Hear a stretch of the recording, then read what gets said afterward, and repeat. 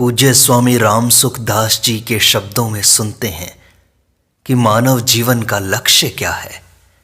हम विचार करके देखते हैं तो स्पष्ट मालूम होता है कि मनुष्य ही परमात्म प्राप्ति का अधिकारी है। जैसे चारों आश्रमों में ब्रह्मचर्य आश्रम केवल पढ़ाई के लिए है, इसी तरह 84 लाख योनियों में मनुष्य शरीर ब्रह्म विद्या के लिए है। ब्रह्म विद्या की प्राप्ति के लिए ही मनुष्य शरीर है। और जगह ऐसा मौका नहीं है, ना ही योग्यता है, ना कोई अवसर है, क्योंकि अन्य योनियों में ऐसा विवेक नहीं होता। देवताओं में समझने की ताकत है, पर वहां भोग बहुत है। भोगी आदमी परमात्मा में नहीं लग सकता। यहां भी देखो, ज्यादा धनी आदमी सत्संग में नहीं लगते, और जो बहुत गरीब हैं, जिनके पास खाने पीने को नहीं है, वे भी सत्संग में नहीं लगते हैं। उन्हें रोटी कपड़े की चिंता रहती है। इसी तरह नरकों के जीव बहुत दुखी हैं। बेचारे, उनको तो अवसर ही नहीं मिलता है। देवता लोग भोगी हैं, उनके पास बहुत संपत्ति है, वैभव है, पर वे परमात्मा में नहीं लगते, क्योंकि सुख भोग में लगे हुए हैं, वही उलझे हुए हैं। अतः एक मनुष्य ही ऐसा है जो परमात्मा की प्राप्ति में लग सकता है। उसमें योग्यता है, भगवान ने अधिकार दिया है। इसलिए मनुष्य शरीर की महिमा बहुत ज्यादा है, देवताओं से भी अधिक है। शरीर तो देवताओं का हमारी अपेक्षा बहुत शुद्ध होता है। हम लोगों का शरीर बड़ा गंदा है। जैसे कोई सूअर मैल से भरा हो, यदि हमारे पास आ जाए तो उसको छूने का मन नहीं करता, दुर्गंध आती है। ऐसे ही हम लोगों के शरीर से देवताओं को दुर्गंध आती है। ऐसा दिव्य शरीर है उनका। हमारे शरीर में पृथ्वी तत्व की प्रधानता है, देवताओं के शरीर में तेजस तत्व की प्रधानता है। परंतु परमात्मा की प्राप्ति का अधिकार जितना मनुष्य शरीर वालों को मिलता है, इतना देवताओं को भी नहीं मिलता। इसलिए मनुष्य शरीर की बड़ी महिमा है। उत्तरकांड में श्री काकभुषुंडी जी से गरुड़ जी प्रश्न करते हैं कि सबसे उत्तम देह कौन सी है, तो कहते हैं मनुष्य शरीर सबसे उत्तम है, क्योंकि नर तन सम नहीं कवनीहू देही, जीव चराचर जाचत तेही। चर अचर सब जीव इस मनुष्य शरीर की याचना करते हैं, मांग रखते हैं। ऐसा कहकर आगे कहा, नरक स्वर्ग अपवर्ग निसैनी, ज्ञान विराग भक्ति शुभ देनी। मनुष्य देह नरक, स्वर्ग और अपवर्ग मोक्ष, ये 3 देने वाली है। इसके सिवाय परमात्मा का ज्ञान इस शरीर में हो सकता है, संसार से वैराग्य हो सकता है, और भगवान की श्रेष्ठ भक्ति इसमें हो सकती है। इस शरीर में ये 6 बातें बताई। मनुष्य शरीर का एक बड़ा जंक्शन है, जहां से चाहे जिस तरफ जा सकता है। ऐसी मनुष्य शरीर की महिमा है। इस महिमा को कहते हुए पहले ही नाम लिया, नरक स्वर्ग अपवर्ग निसेनी। नरकों में जा सकते हैं, यह महिमा है कि निंदा? मनुष्य शरीर ऐसा है जिसमें नरक मिल सकते हैं, तो यह निंदा हुई। इसमें तात्पर्य क्या निकला? ऊंची से ऊंची और नीची से नीची चीज मिल सकती है इस मानव शरीर से। यह इसकी महिमा है। वास्तव में महिमा है शरीर के सदुपयोग की। इसका उपयोग ठीक तरह से किया जाए तो भगवान की श्रेष्ठ भक्ति मिल जाए, मुक्ति मिल जाए, वैराग्य मिल जाए, सब कुछ मिल जाए।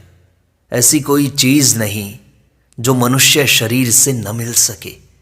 गीता में आया है, यम लब्ध्वा चा परम लाभम मन्यते नाधिकम ततः।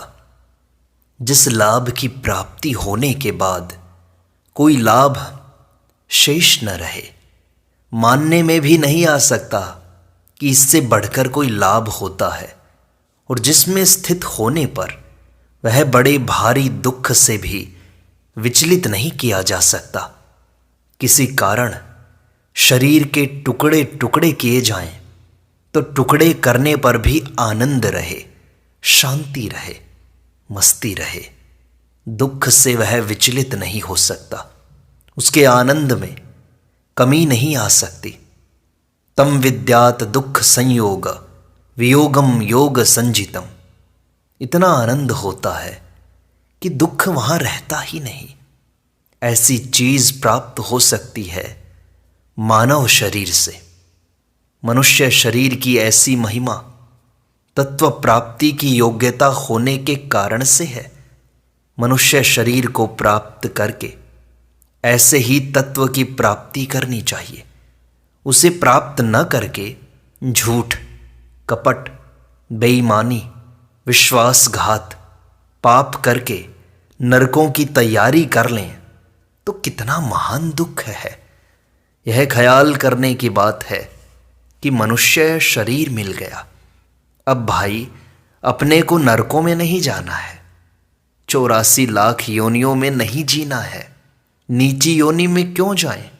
चोरी करने से, हत्या करने से, व्यभिचार करने से, हिंसा करने से, अभक्ष्य भक्षण करने से, निषिद्ध कार्य करने से मनुष्य नरकों में जा सकता है। कितना सुंदर अवसर भगवान ने दिया है कि जिसे देवता भी प्राप्त नहीं कर सकते, ऐसा ऊंचा स्थान प्राप्त किया जा सकता है इस मानव देह के द्वारा। इन प्राणों के रहते रहते बड़ा भारी लाभ लिया जा सकता है। बहुत शांति, बड़ी प्रसन्नता, बहुत आनंद इसमें प्राप्त हो सकता है। ऐसी प्राप्ति का अवसर है मानव शरीर में, इसलिए इसकी महिमा है। इसको प्राप्त करके भी जो नीचा काम करते हैं वे बहुत बड़ी भूल करते हैं। कोई बढ़िया चीज मिल जाए तो उसका लाभ लेना चाहिए। जैसे किसी को पारस मिल जाए तो उससे लोहे को छुआने से लोहा सोना बन जाए। अगर ऐसे पारस से कोई बैठा चटनी पीसता है तो वह पारस चटनी पीसने के लिए थोड़े ही है। पारस पत्थर से चटनी पीसना ही नहीं, कोई अपना सिर ही फोड़ ले तो पारस क्या करेगा? इसी तरह मानव शरीर मिला, इससे पाप, अन्याय, दुराचार करके नरकों की प्राप्ति कर लेना, अपना सिर फोड़ना है, संसार के भोगों में लगना, यह चटनी पीसना है। भोग कहाँ नहीं मिलेंगे। सूअर के एक साथ 10-12 बच्चे होते हैं। अब 1-2 बच्चे पैदा कर लिए तो क्या कर लिया? कौन सा बड़ा काम कर लिया? धन कमा लिया तो कौन सा बड़ा काम कर लिया? सांप के पास बहुत धन होता है, धन के ऊपर सांप रहते हैं। धन तो उसके पास भी है, धन कमाया तो कौन सी बड़ी बात हो गई? ऐश आराम में सुख देखते हैं और कहते हैं कि इसमें सुख भोग लें। बंबई में मैंने कुत्ते देखे हैं जिन्हें बड़े आराम से रखा जाता है। बाहर जाते हैं तो मोटर और हवाई जहाज में ले जाया जाता है।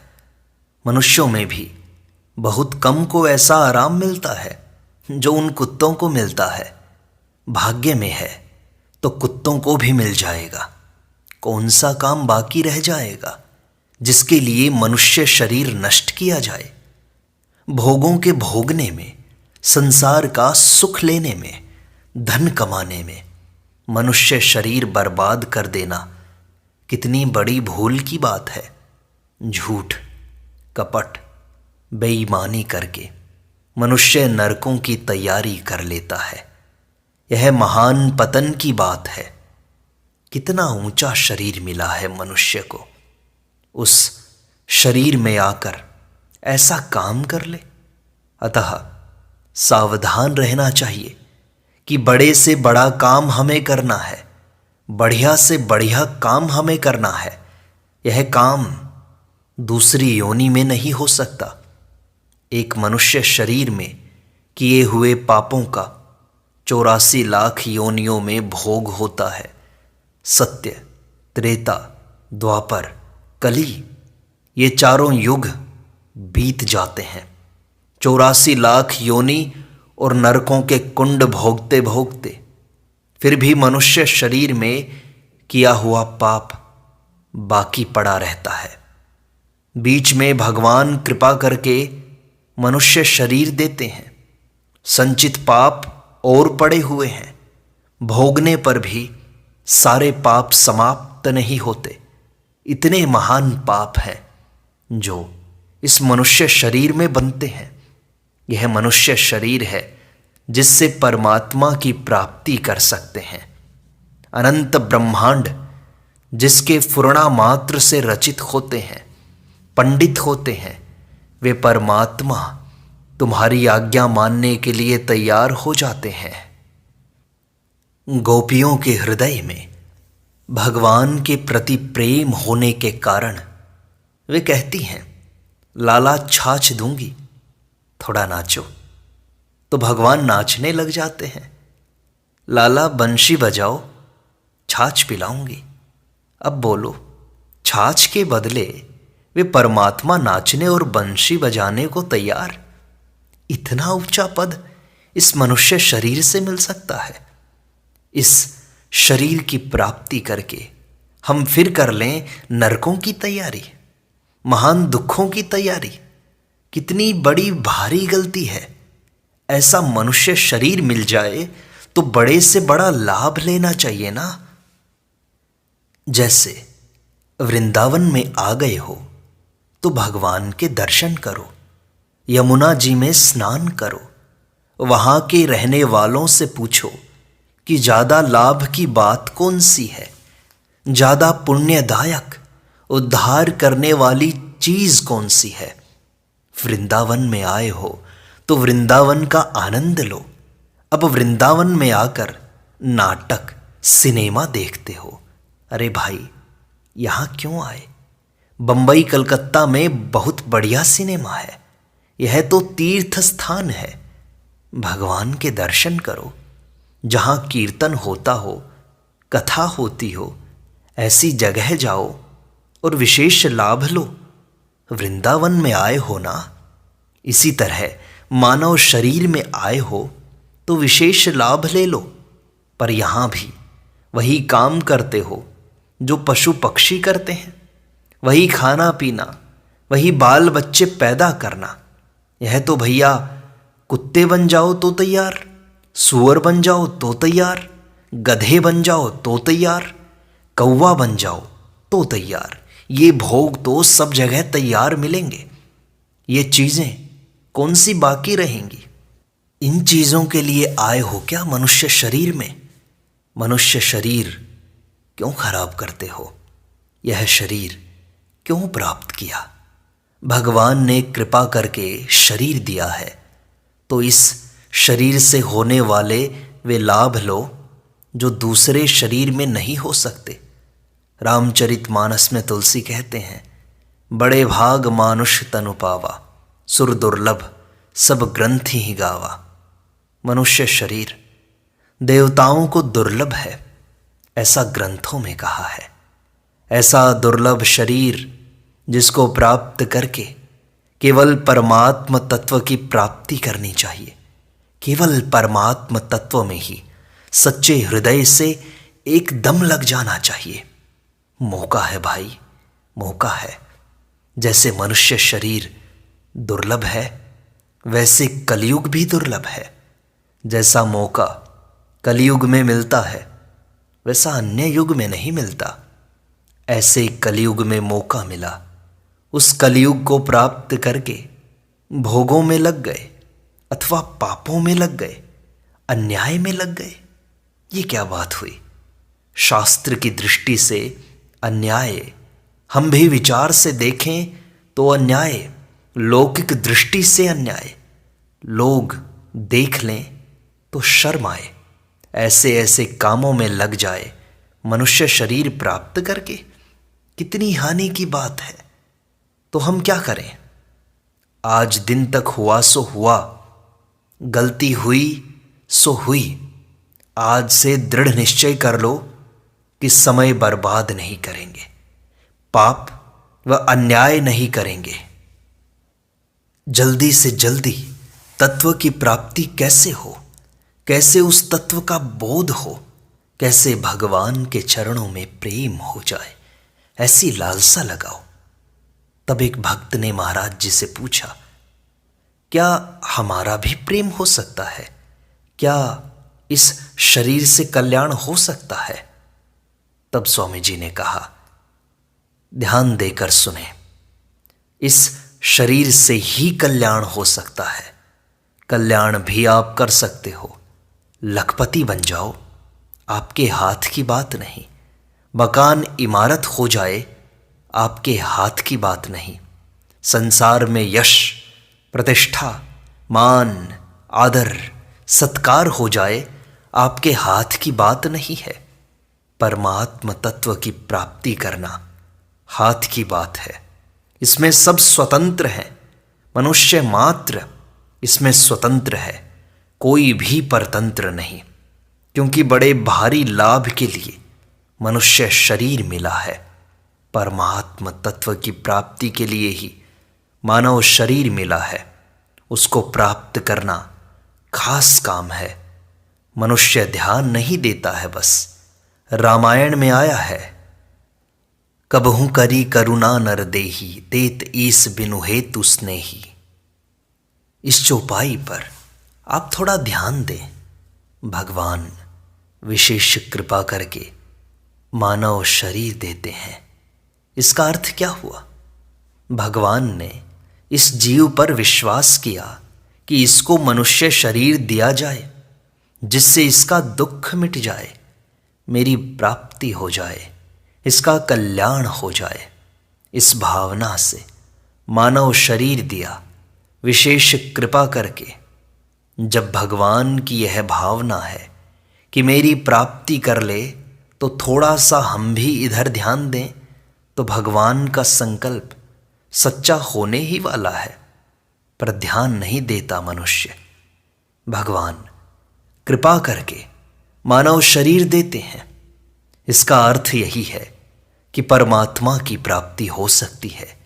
भगवान ने विश्वास किया, यदि यहां आकर जीव भगवान की प्राप्ति नहीं करता, तो भगवान के साथ विश्वासघात करता है। यहां आकर पाप, झूठ, कपट करता है, तो बड़ा भारी नुकसान करता है खुद का। निश्चय कर लो कि आज से पाप नहीं करेंगे, अन्याय नहीं करेंगे और भगवत प्राप्ति में निरंतर लगे रहेंगे। जैसे व्यापारी व्यापार खोजता है, इस तरह परमात्म तत्व की प्राप्ति के लिए खोज में लगना चाहिए। आपको कोई संत महात्मा मिल जाए, कोई भगवत प्राप्त पुरुष मिल जाए, तो उनसे पूछो कि भगवान कैसे मिले, भगवान के चरणों में प्रेम कैसे हो, जीवन मुक्ति कैसे हो। नारायण नारायण नारायण।